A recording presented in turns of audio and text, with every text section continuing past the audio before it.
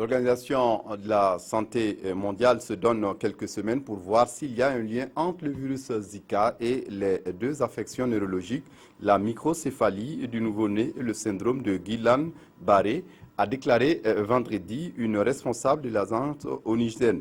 Le lien entre Zika et Guillain-Barré est hautement probable, a toutefois ajouté Marie-Paul Kieny, sous-directrice générale de l'OMS pour les systèmes de santé et de l'innovation.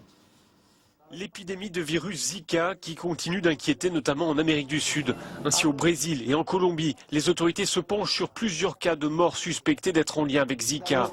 Les personnes décédées souffraient du syndrome neurologique de Guillain-Barré, une maladie auto-immune inflammatoire du système nerveux.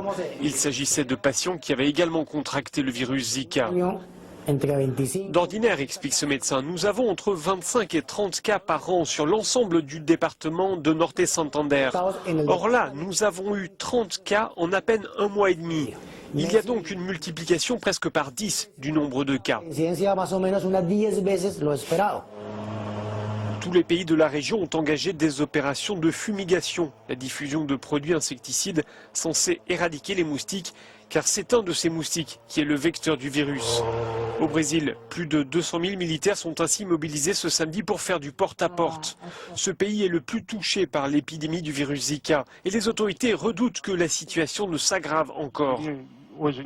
Il y a un risque pour l'État de Rio, mais aussi plus largement pour tout le pays, et même pour toutes les zones tropicales, affirme ce responsable brésilien. En fait, ce virus Zika constitue une urgence de santé publique, et cela appelle une action concertée. L'idée, c'est de passer 2 fois dans chaque logement, dans chaque bâtiment, pour aider la population, et faire cela d'ici à la fin du mois de mars.